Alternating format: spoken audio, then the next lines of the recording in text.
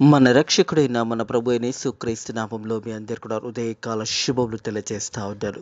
ప్రియ దేవుని సంఘ బాంధవుని ప్రజలరా, సిల్వ మీద పలికిన 7 మాటలు ధ్యానిస్తా ఉన్నాము. ఈ హృదయ కాలము సిల్వ మీద పలికిన 2వ మాట ధ్యానించబోతా ఉన్నాము. ప్రార్థన ద్వారా మరి యొక్క మాటను ధ్యానించుకుందాము, ప్రార్థన చేసుకుందాము. పరిశుద్ధుడ దేవాని కొందరములు స్తోత్రములు నాయన ప్రభా, సిల్వ మీద పలికిన ప్రాముఖ్యమైన మాటలు నాయన ప్రభా, మరి నిన్నటి దినాన్ని మొదటి మాట ధ్యానించాము తండ్రి ప్రభా. ఈ సమయంలో సిల్వ మీద పలికిన 2వ మాటను ప్రభా ధ్యానించబోతుండగా తండ్రి, మీరు మా మధ్యలో ఉండి నాయన మీరే మాట్లాడి మా అందరిని కూడా బలపరచమని నజరుడైన యేసుక్రీస్తు నామములో ఈ ప్రార్థనని వేడుకుంటున్నాము తండ్రి. ఆమేన్. మన రక్షకుడైన మన ప్రభు అయిన యేసుక్రీస్తు సిల్వ మీద పలికిన 2వ మాట లూకాసు వార్త, మరి లూకాసు వార్త 23వ అధ్యాయము 43వ వచనం చూసినట్టయితే, అందుకైనా వానితో నీవు నాతో కూడా పరదేశంలో ఉందువని నిశ్చయంగా నీతో చెప్పుచున్నాను నేను. అందుకైనా వానితో నీవు నాతో కూడా పరదేశంలో ఉందువని నిశ్చయంగా నీతో చెప్పుచున్నాను అనను. ప్రియదేవుడి సంఘ బాంధవుని ప్రజలరా, నిన్నటి దినాన్న క్షమాపణ గురించి మాట్లాడడం. తండ్రి, వీరేమి చేస్తున్నారో వీరు ఎరగరు గనుక వీరిని క్షమించు అని మొదటి మాట ధ్యానించాము. ప్రియదేవుడి సంఘ బాంధవుని ప్రజల హృదయ కాలము 2వ మాట, మరి ప్రభు యేసుక్రీస్తు దొంగతో పలికిన మాట, నీవు నాతో నేడు పరదేశంలో ఉండు అనే మాట ధ్యానించబోతా ఉన్నాము. దానికంటే ముందుగా చూస్తున్నట్టయితే యెషయా గ్రంథము 53వ అధ్యాయము, యెషయా గ్రంథము 53వ అధ్యాయము 12వ వచనంలో చివరి భాగంలో చూసినట్టయితే, యెషయా గ్రంథము 53వ అధ్యాయము 12వ వచనం చివరి భాగంలో చూసినట్టయితే, అనేకుల పాపంను భరించుచు తిరుగుబాటు చేసిన వారి గురించి విజ్ఞాపన చేశాను. అనేకుల పాపంలో భరించుచు తిరుగుబాటు చేసిన వారి గురించి విజ్ఞాపన చేసి ఉన్నాడు. ప్రభు యేసుక్రీస్తు సిలువలో మరి ప్రజల గురించి, అక్కడ ఉన్న వారి గురించి మాట్లాడాడు. ప్రియ దేవుని సంఘ బాంధవుని ప్రజలరా, ఈ సిలువ ఒక సమయం చూసినట్టయితే శుభ శుక్రవారం రోజు మరి మొదట 6 గంటల నుంచి 9 గంటల వరకు సిలువను మోసుకుంటూ వెళ్ళాడు. ఆ తర్వాత 9 గంటల నుంచి మధ్యాహ్నం 3 గంటల వరకు సిలువ మీద వేలాడుతూ మరి సిలువలో పలికిన 7 మాటలు చాలా ప్రాముఖ్యమైన మాటలు. మరి మొదటి 3 మాటలు మరి ఉదయం 9 గంటల నుంచి 12 గంటల మధ్యలో పలికాడు. 12 గంటల తర్వాత మరి త్వరగా 4, 5, 6, 7 మాటలు పలికి ఉన్నాడు. 2వ మాటలు చూసినట్టయితే ప్రియ దేవుని సంఘ బాంధవుని ప్రజలరా, నిన్నటి దినాన కూడా చెప్పాను, సిల్వ మరణము చూసినట్టయితే శాపగ్రస్తుడుగా మరి బైబిల్లో రాయబడి ఉన్నది.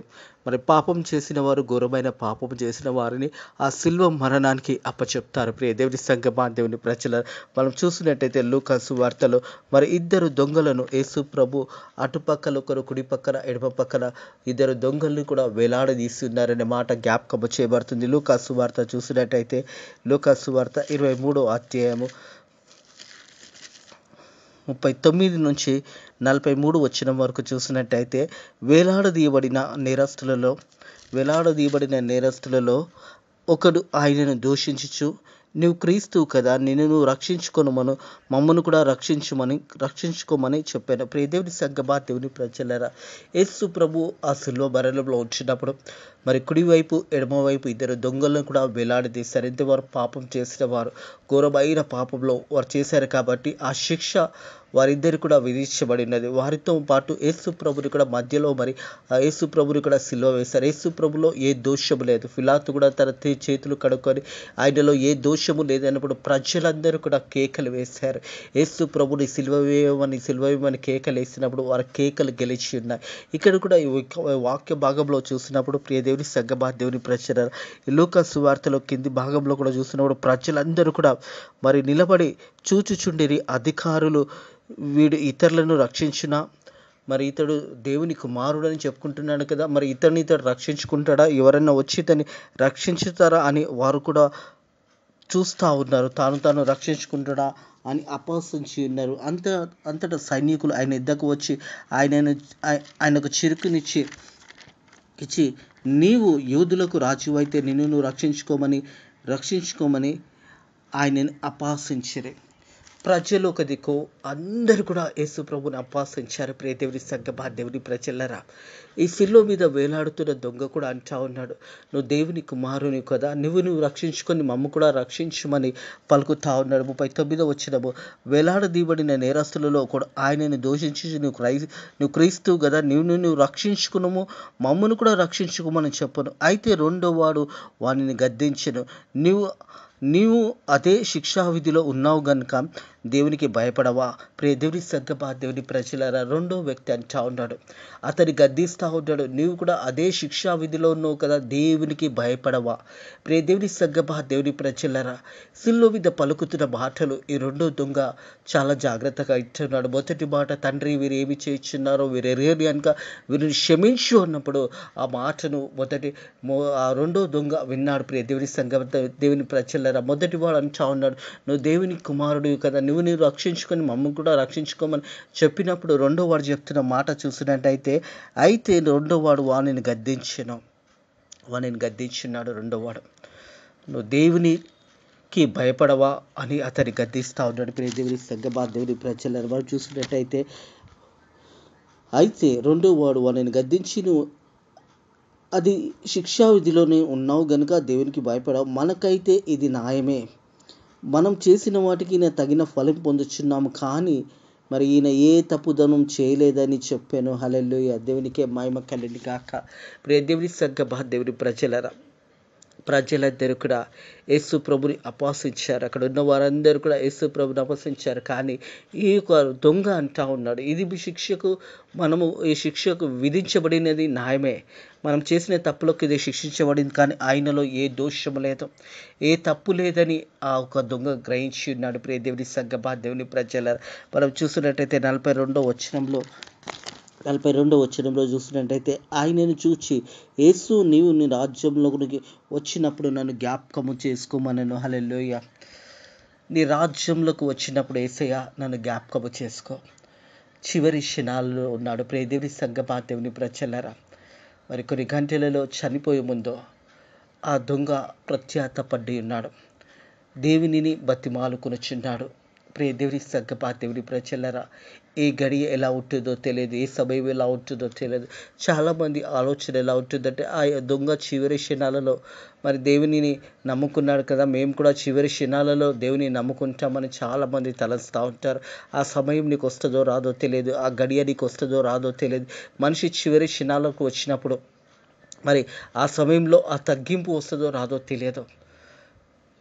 చాలామంది ఆలోచన ఉంటుంది, చివరి వరకు మేము వచ్చినప్పుడు ఆ చివరి క్షణాలలో యేసయ్యని సొంత రక్షకుడుగా అంగీకరించుకుంటామని చాలామంది తలస్తారు. ప్రియ దేవుని సంగమా, దేవుని ప్రజలరా, ఆ దొంగకు మరి ఆ సమయం వచ్చి ఉంది, కానీ మనకు ఆ సమయం వస్తుందో రాదో మనకు తెలియదు. కాబట్టి మనం ఇప్పుడే రక్షణ సమయం, ఇదే సమయంలో యేసు ప్రభుని సొంత రక్షకుడుగా అంగీకరించుకోవాల్సిన సమయం ఆశూన్యమైనదనే సత్యాన్ని జ్ఞాపకం చేసుకోవాలని ప్రభు పేరట తెలియజేస్తా ఉన్నాడు. ఆయనను చూచి యేసు, నీ రాజ్యంలోకి వచ్చినప్పుడు నన్ను జ్ఞాపకము చేసుకోమను.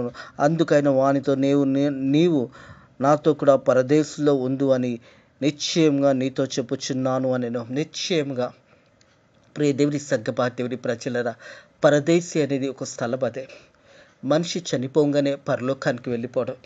మనిషి ఎక్కడ ఉంటాడంటే పరదేశిలో ఉంటాడనే సత్యాన్ని జ్ఞాపకం చేసుకోవాలి. అందుకే యేసు ప్రభు ఆ రెండో దొంగతో మాట్లాడాడు, నీవు నాతో కూడా నిశ్చయంగా పరదేశిలో ఉండు అనే మాట. ప్రియ దేవుని సంగమా, దేవుని ప్రజలరా, ఇద్దరు దొంగలలో ఒక దొంగ యేసయ్యని తెలుసుకున్నాడు. ఒక దొంగ మరి యేసయ్యను నిన్ను రక్షించుకొని మమ్ము కూడా రక్షించుకొని దేవుని కుమారునిగా అని ప్రశ్నించినప్పుడు ఆ దొంగను గద్దించి, నువ్వు దేవునికి భయపడవా? మనకైతే శిక్షావిధి న్యాయమే, ఆయనలో ఏ దోషము లేదో. కొద్ది సమయంలోనే యేసు ప్రభుని తెలుసుకున్నాడు. ప్రియ దేవుని సంగమా, దేవుని ప్రజలరా, అంతకుముందు తన జీవితం ఘోరమైన పాపం చేసిన వాడే. మరి అనేక పాపం చేసినప్పుడు ఆ శిక్ష పడింది. ఆ శిక్ష సరి అయినదే అని తాను ఒప్పుకుంటూ దేవుని అడిగాడు, యేసయ్యా, నీ రాజ్యం వచ్చినప్పుడు నన్ను జ్ఞాపకం చేసుకోమని. యేసు ప్రభు అన్నాడు, నీవు నాతో కూడా నేడు పరదేశంలో వద్దు అనేసి.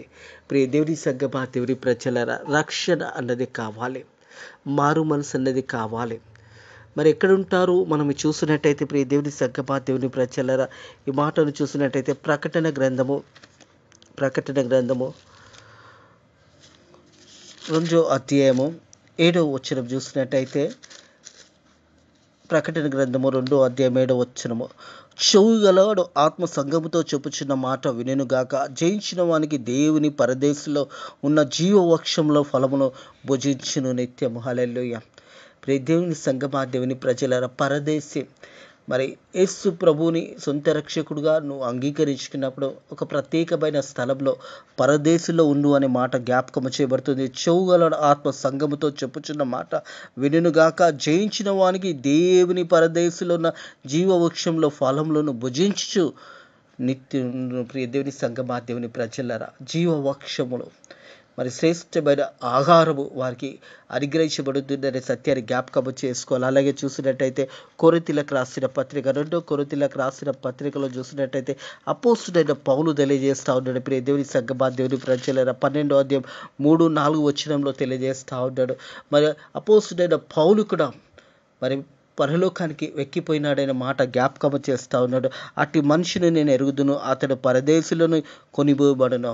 అట్టి మనుష్యును నేను ఎరుగుదును, అతడు పరదేశిలో కొనబోయబడను. అంటే అపోస్తుడైన పౌలు మరి ఆ దర్శనాన్ని చూసిన్నాడు. ఆ దర్శనాన్ని తన జీవితంలోనే తను పరదేశికి వెళ్ళిన దర్శనాన్ని తెలియజేస్తూ ఉన్నాడు. ప్రియ దేవుని సంగమా, దేవుని ప్రజలు, వజింపుషకము కాని మాటలు వినెను. ఆ మాటలు మనుష్యుడు పలకకూడదు. అతడు శరీరముతో కొనబడి ఉన్నాడో శరీరము లేక కొనబడి ఉన్నానో నేను ఎరగను, అది దేవునికే తెలియను. అపోస్తుడైన పౌలు కూడా ఆ ఒక దర్శనాన్ని పొందుకున్నాడు. ఈ 2 కొరింథీయులకు రాసిన పత్రికలో మరి 12వ అధ్యాయంలో అపోస్తుడైన పౌలు తెలియజేస్తూ ఉన్నాడు. ప్రియ దేవుని సంగమా, దేవుని ప్రజలరా, పరదేశి అనే స్థలము, మరి అతడు ఆ స్థలానికి కొనిపోయబడ్డాను. మరి శరీరంతో లేకపోయినా నాకైతే తెలియదు, కానీ అది దేవునికే తెలుసు అనే మాట జ్ఞాపకము చేస్తున్నాడు. ప్రియ దేవుని సంగమా, దేవుని ప్రజలరా, మనం చూసినట్టయితే మనం లూకా సువార్తలో ఉంటుంది 16వ అధ్యాయము 19వ వచనం నుంచి 31వ వచనం వరకు చూసినట్టయితే, లూకా సువార్తలో ధనవంతుని గురించి మనకందరికీ తెలుసు. దేవుని సంగమా, దేవుని ప్రజలరా, ధనవంతుడు లాజరు కథ మనందరికీ తెలుసు. మరి ధనవంతుడు చనిపోయినప్పుడు సమాధి చేయబడ్డాడు. లాజరు మరి బీదవాడు మరి చనిపోయినప్పుడు కూడా సమాధి చేయబడ్డారు. మరి పరలోక రాజ్యం ఎవరు చేరబడ్డారు అంటే లాజరు పరలోకానికి చేరబడ్డాడు. ధనవంతుడు నిత్య నరకానికి వెళ్ళిపోయినాడు. ఈ లోక ఆశలు అనుభవిస్తూ మరి నా ప్రాణమా తినుము తాగుము సంతోషించుము అనే రీతి అతడు జీవించాడు ఈ లోకంలో బ్రతికినంత కాలము. మరి లాజరు మాత్రము మరి కురుపులతో నిండి మరి ఆ బల్ల మీద నుంచి పడుతున్న ఆ ఒక బంగ్లా నుంచి పడుతున్న వస్తువులు, ఆ ఆహారం తింటూ మరి ఆ సమయంలో లాజరు చనిపోయినాడు. ప్రియ దేవుని సంగమా, దేవుని ప్రజల, మరి లాజరు చనిపోయినప్పుడు అబ్రహామును రొమ్మున ఆనుకొని ఉన్నాడు. ధనవంతుడు చనిపోయినప్పుడు నిత్య అగ్నిలోకి వెళ్ళిపోయినాడు. మనకందరికీ తెలుసు, పాపం వల్ల వచ్చే జీతం మరణమే అనేసి. మరి ఆ సమయంలో ధనవంతుడు వేదన పడతా ఉన్నాడు, ఏడుస్తూ ఉన్నాడు, కన్నీరు గారుస్తూ ఉన్నాడు. ఆ వేదనను తట్టుకోలేకపోతా ఉన్నాడు. ఎందుకంటే నిత్య నరకంలో అగ్ని ఆరదు, పురుగు చావదు, భయంకరమైన స్థితిలో ఉంటుంది. లాజరు మాత్రం ఈ లోకంలో లాజరు మాత్రము సుఖభోగాలు అనుభవించలేదు, కానీ దేవుని నమ్ముకున్నాడు. నిత్య పరలోక రాజ్యము వారసుడుగా అయినాడు. ప్రియ దేవుని సంగమా, దేవుని ప్రజలరా, ఈ యొక్క దొంగ జీవితంలో కూడా మరి చివరి క్షణాలలో యేసు ప్రభుని గుర్తెరిగాడు. యేసు ప్రభులో ఏ నేరము లేదని గ్రహించాడు. యేసు ప్రభుతో కొద్ది సమయం ఉంటే యేసు ప్రభు ఎలాంటివాడో తెలుసుకోవచ్చు. ప్రియ దేవుని సంగమా, దేవుని ప్రజలరా, ఆ శిలువ మీద వేలాడుతున్న సమయంలో ఆ రెండో దొంగ యేసు ప్రభుతో మాట్లాడాడు. యేసయ్యా, నీవు నీ రాజ్యంలోకి వచ్చినప్పుడు నన్ను జ్ఞాపకము చేసుకోమని పలికి ఉన్నాడు. ప్రియ దేవుని సంగమా, దేవుని ప్రజల, మనం చూసినట్టయితే ప్రకటన గ్రంథంలో చూసినట్టయితే ప్రకటన గ్రంథము 6వ అధ్యాయము 9వ వచనం చూసినట్టయితే 10వ వచనం చూసినట్టయితే 6వ అధ్యాయం 10వ వచనము, వారు నాదా సత్యస్వరూపి పరిశుద్ధుడు ఎందుకు ఇంకా తీర్పకేయు, మా రక్తము నిత్యము భూమి నివాసులు ప్రతిదండన చేయకయు ఉందువని బిగ్గరగా కేకలు వేసిరి. తెల్లని వస్త్రములు వారిలో ప్రతి వానికి ఇవ్వబడింది, మరియు వారిలో చంపబడిన వారు కూడా సవదాసులైకయు సహోదరులైకయు లెక్క పూర్తయ్యే వరకు ఇంకా కొంచెము కాలము విశ్రమించవలనని వారితో చెప్పబడెను. ఇంకా కొంచెము కాలము, తీర్పు అనేది రాబోతూ ఉంది. యేసు ప్రభు తిరిగి ఈ లోకానికి రాబోతూ ఉన్నాడు. ప్రియ దేవుని సంగమా, దేవుని ప్రజలారా, ఆ తీర్పు అనేది రాకముందే, ఆ గడి అనేది రాకముందే, ఆ సమయం అనేది రాకముందే రక్షణ పొందుకోవాలి. యేసు ప్రభు మార్గమై ఉన్నాడనే సత్యాన్ని జ్ఞాపకం చేసుకోవాలని ప్రభు పేరట తెలియజేస్తా ఉన్నారు. యోహాను సువార్త 3:16 చూసినట్టయితే, యోహాను సువార్త 3:16, దేవుడు లోకం ఎంతో ప్రేమించెను కాగా ఆయన తన అద్వితీయ కుమారునిగా పుట్టిన వానందు విశ్వసించి ప్రతి వాడు నశింపక నిత్య జీవం పొందుటకు ఆయన అనుగ్రహించెను. నిత్య జీవము, రక్షణ అనుభవం అనేది కావాలి. ప్రియ దేవుని సంగమా, దేవుని ప్రజలారా, హృదయ కాలము సిలువలో పలికిన రెండో మాట, నీవు నాతో కూడా పరదేశంలో ఉండు అనే మాట. మనం చనిపోయిన తర్వాత పరదేశంలో ఉండాలి అంటే నువ్వు రక్షణ పొందుకోవాలి. అందుకే అంటున్నాడు, దేవుడు లోకం ఎంతో ప్రేమించాను కాగా ఆయన తన అద్వితీయ కుమారునిగా పుట్టిన వానందు విశ్వసించి ప్రతి వాడు నశింపక నిత్య జీవం పొందును.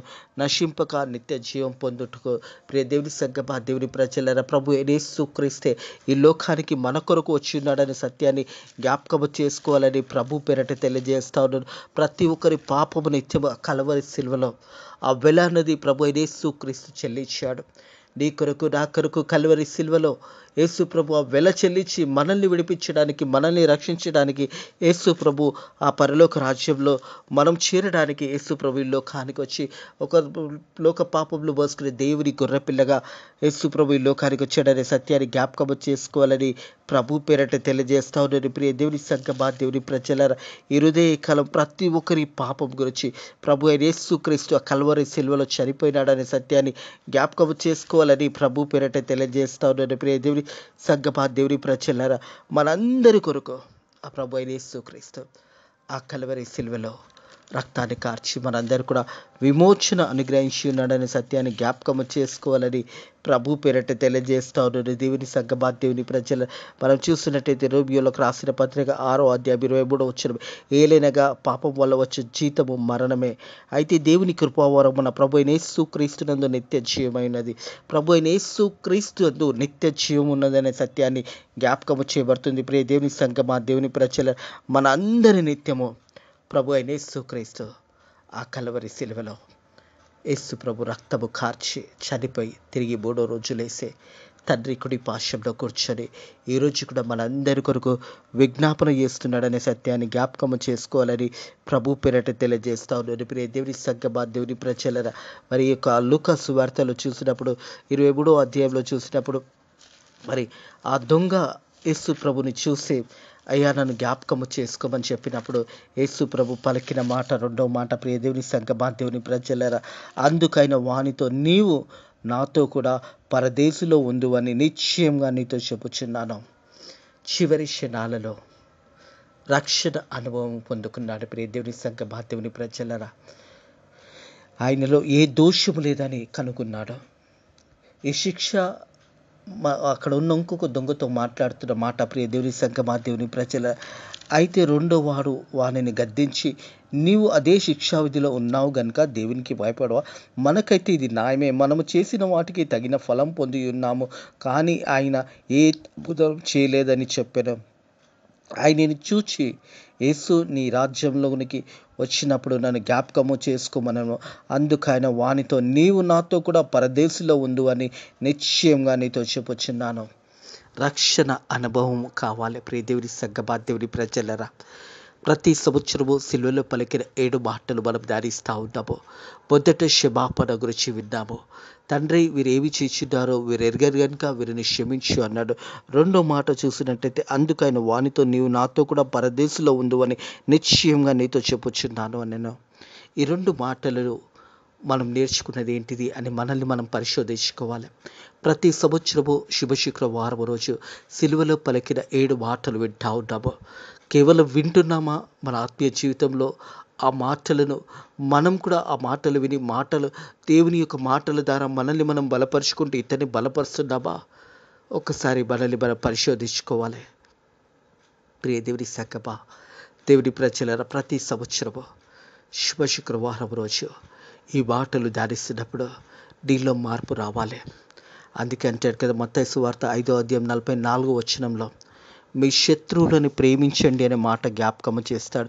వీళ్ళని హింసించే వారి గురించి ప్రార్థన చేయమని తెలియజేస్తాడు. ప్రియ దేవుని సగ్గ దేవుని ప్రజలరా, మనం ఆ రీతిగా చేయగలుగుతున్నామా? మనల్ని మనం పరిశోధించుకోవాలని ప్రభు పేరట తెలియజేస్తా ఉన్నాడు. తండ్రికి కుమారులై ఉండినట్టు మీ శత్రువులను ప్రేమించుడి, మిమ్మల్ని హింసించిన వారి కొరకు ప్రార్థన చేయండి. ప్రియ దేవుని సగ్గ దేవుని ప్రజలరా, మిమ్మల్ని హింసించే వారి గురించి ప్రార్థన చేయండి. అలాగే రక్షణ అనుభవం కావాలి, మారు మనసు పొందుకోవాలి. ప్రియ దేవుని సగ్గ దేవుని ప్రజలరా, ప్రతి ఒక్కరు కూడా మారు మనసు పొందుకోవాలి. రక్షణ అనుభవం కావాలి. నీకంటూ ఒక సాక్ష్యము కావాలి. ఆ సిలువలో వేలాడదీసినప్పుడు మరి రెండో దొంగకు ఒక సాక్ష్యం కలిగినది. ఆ సాక్ష్యం ఏమంటే యేసయ్యను ఎరిగి ఉన్నాడు. యేసయ్యలో ఏ దోషము లేదని ధైర్యంగా చెప్పాడు. నువ్వు దేవునికి భయపడవా అని ఆ దొంగని ప్రశ్నించాడు. ఇదైతే మనకు సరైన శిక్షనే, మనం చేసిన పాపములకు ఇది విధించబడి ఉన్నది. ఆయనలో ఏ దోషం లేదో. యేసయ్య నీ రాజ్యంలోకి వచ్చినప్పుడు నన్ను జ్ఞాపకం చేసుకోమని చెప్పాడు.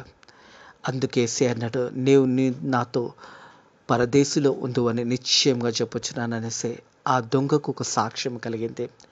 అంతవరకు తన జీవితంలో ఘోరమైన పాపం చేశాడు, కానీ ఆ చివరి క్షణాలలో యేసు వైపు చూశాడు. ప్రియ దేవుని సగ్గ దేవుని ప్రజలారా, మన ఆత్మీయ జీవితంలో ఇంతగా వాక్యం విన్న తర్వాత ఒకవేళ మనం యేసయ్య వైపు చూడలేక ఇంకా లోకానుసారంగా చూస్తే, లోకానుసారంగా జీవిస్తే, లోకాశల వైపు జీవిస్తే, శరీరాశ, నేత్రాశ, జీవపు డంబంలో ఇవి దేవుని వల్ల కలిగినది కాదు అని దేవుని వాక్యం తెలియజేస్తుంది. ఇంకా నువ్వు అదే రీతిగా జీవించినట్టయితే ఒకరోజు చనిపోయినప్పుడు ధనవంతుడు ఏ స్థానంలో ఉన్నాడో మనకందరికీ తెలుసు. లూకా సువార్త 16:19-31 వరకు ధ్యానించినట్టయితే మరి ఆ ధనవంతుడు ఆ నిత్య అగ్నిలోకి వెళ్ళిపోయినాడు, నరకానికి వెళ్ళిపోయినాడు. లాజరు ఏమీ లేకున్నా కానీ ఈ లోకంలో బ్రతికినప్పుడు యేసయ్యని ఎరిగి బ్రతికాడు, యేసయ్య గురించి బ్రతికాడు, యేసయ్య వాక్యానుసారంగా జీవించాడు, తన జీవితాన్ని కాపాడుకున్నాడు. కాబట్టి అబ్రాహాము రొమ్మును ఆనుకొనే మరి లాజరు ఉన్నాడు. ప్రియ దేవుని సగ్గ దేవుని ప్రజలారా, మరి నువ్వు ఎక్కడున్నావో నిన్ను పరిశోధించుకో. లోకాశల వైపు ఉన్నావా? సుఖభోగాల వైపు ఉన్నావా? లేదా యేసయ్యను నమ్ముకొని యేసయ్య అడుగు జాడలను నడుస్తున్నావా? రక్షణ అనుభవం నాకు కలిగినదా? మారు మనసునే ఆ ఒక గొప్ప రక్షణను పొందుకున్నావా? బాప్టిజం పొందుకున్నావా? ఒక్కసారి నిన్ను పరిశోధించుకో. నువ్వు దేవుని కుమారునివైతే, దేవుని కుమార్తెవైతే నీకంటూ ఒక సాక్ష్యము కావాలి. చివరి క్షణాలలో ఆ దొంగకు ఒక సాక్ష్యము కలిగింది. యేసయ్యని ఎరిగి ఉన్నాడు, యేసయ్య వైపు చూశాడు, యేసయ్య నన్ను జ్ఞాపకము చేసుకోమన్నాడు. చనిపోయే ముందు రక్షణ పొందుకున్నాడు. యేసయ్య అన్నాడు, నీవు నాతో నేడు పరదేశిలో ఉండు అని నిశ్చయంగా నీతో చెప్పుచున్నాననేసి. ఒకవేళ మనం చనిపోతే ఎక్కడికి వెళ్తున్నామో ఒక్కసారి ఆలోచించండి. ఆ గడియ, ఆ సమయం నీకు తెలియదు.